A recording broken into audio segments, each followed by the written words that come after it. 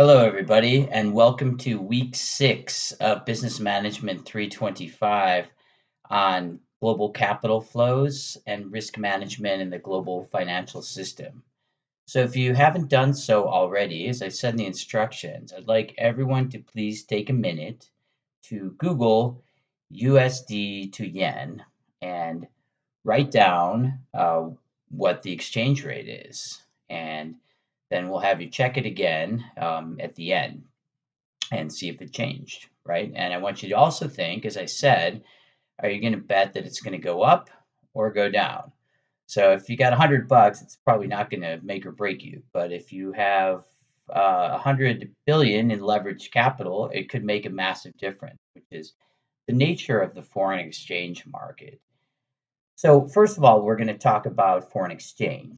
And this is an important topic because it touches everyone, whether or not you do international business, because so many products are imported and exported, and not just finished products, but basic products, including most obviously oil, but with many, many other products. And what another country decides to do with their monetary policy can have a profound impact. And in addition to my feeling about this, Kobiak, which is our advisory board made up of executives from Micron, Idaho Power, Simplot, many fine top Cradle Point, Clearwater, many top companies, and including international companies such as MK in Vietnam.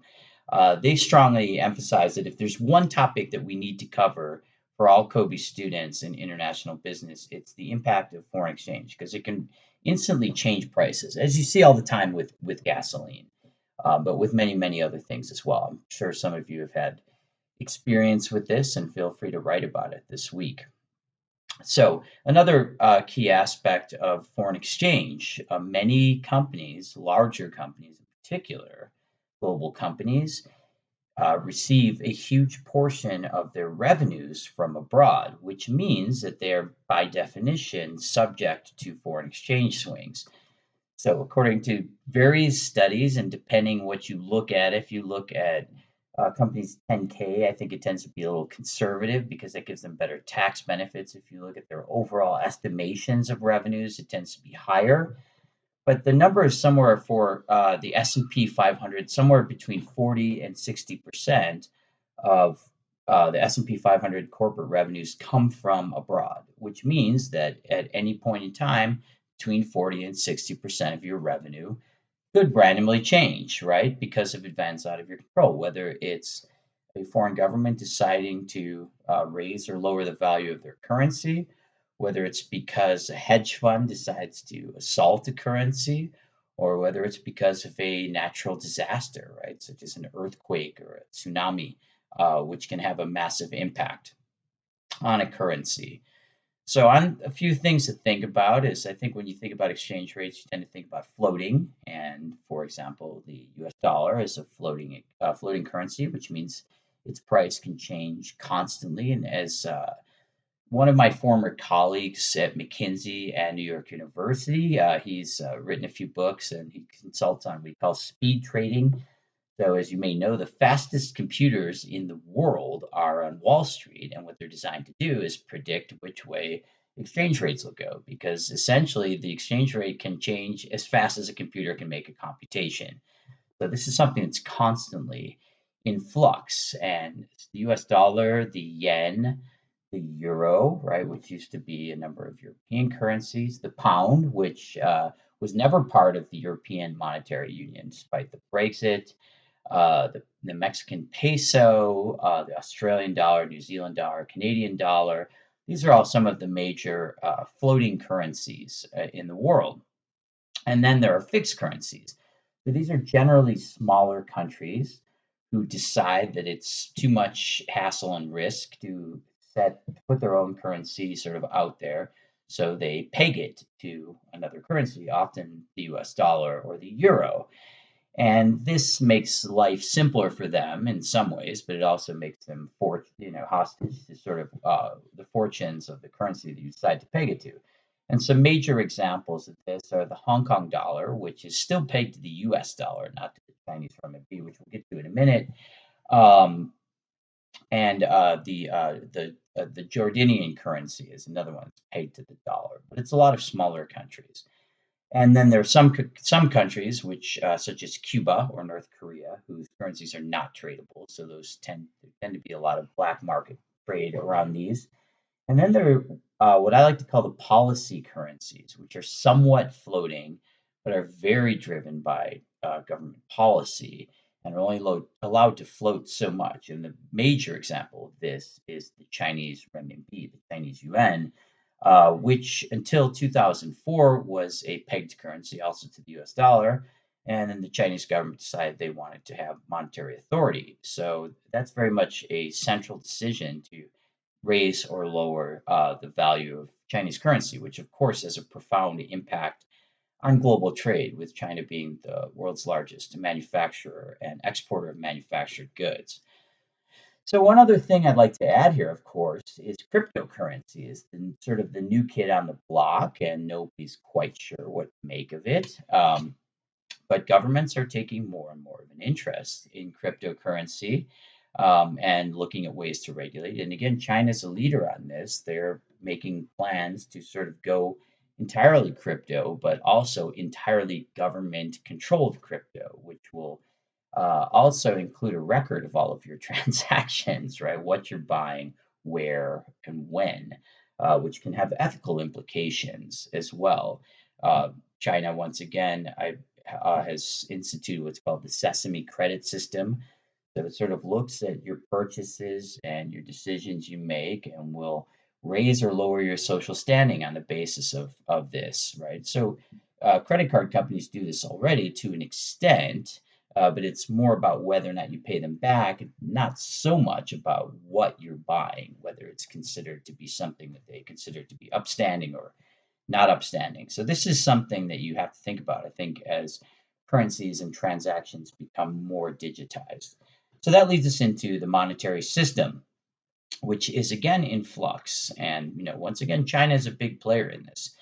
So the book talks about, and we'll talk about the World Bank, the IMF in particular as being the major players. The World Bank is the World Bank on Reconstruction and Development, and the IMF is the International Monetary Fund. The World Bank primarily provides backed loans to countries to do infrastructure projects to help build their infrastructure to become more economically viable. That's sort of their mission statement, whereas the IMF is there to provide monetary liquidity, right, sort of cash for countries that are facing economic crises. So the IMF has got a lot of work lined up with COVID, and has already allocated quite a bit of money towards this. But both of these essentially came out of Bretton Woods, which is a conference, a policy conference after World War II, which was led by the US. And in many ways, in 1946, the US was at the absolute zenith of our power, probably ever. The US came out victorious from World War II, and although we also suffered great losses, our industrial base was not bombed, it was left intact, and we suffered far fewer civilian casualties than the rest of the world, which is where a lot of it was fought.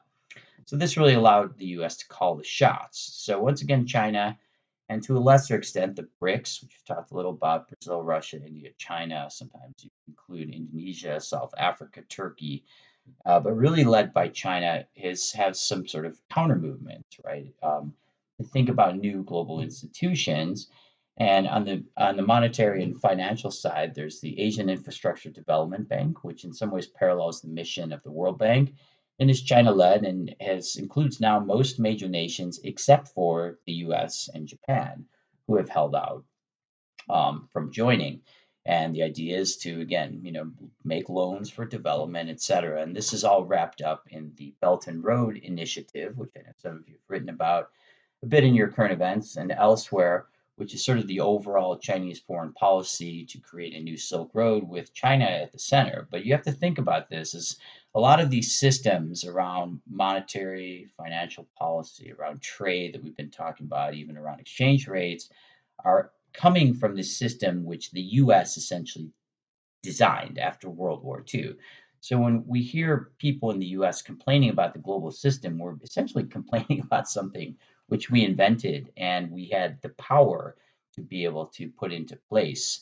I think it's interesting to see Biden was at the G7 last week talking about sort of counter initiatives through the Belt and Road and sort of trying to revitalize and expand this infrastructure. But there's a lot of questions whether he has the political and economic capital to make this happen. So this is sort of, in many ways, the world that we're facing, right? And what the future is going to look like. And I think there's a few possible outcomes is one is that this sort of Biden vision of sort of a strengthened U.S. led Europe, Japan, Australia, New Zealand, etc. led coalition comes and sort of rewrites the next map for these institutions in the future. There's another one which could exist simultaneously in which China takes the leadership and brings in new institutions, right? Which with Beijing clearly at the helm and with the Belt and Road Initiative, this is already underway. Or you just see sort of a scattering and a breakdown of relations, which in some ways is what we've been seeing over the past few years, right? If you think about an America First initiative, where you put, the foreign policy puts America's needs first, then that sort of encourages other countries to do the same, and then you lose cooperation. So it's hard to do things like trade and monetary policy and exchange rates, et cetera, and starts to look like the world before World War One, which led to World War Two, of course, and the Great Depression. So I think we're at a period of great global instability right now. So it'll be interesting to see how these things work out. So on a less serious note, or more serious, depending how you look at it, I'd like you to now. I'll go back and see what happened with the yen to the dollar. So I know all of you will be watching this at a different time, so you have slightly different results. So I checked in at 110.09, and I bet that the dollar would strengthen against the yen. I bet $100 million, but it actually dropped by zero point zero 0.02 yen. So I lost like $50 million over this period. So you can see how you did. This is a fun exercise that we do in my live classes, and you can check this out for yourself. That's just to give you an example of how quickly these things change and how dynamic it is. So I look forward to your work this week, and have a great week.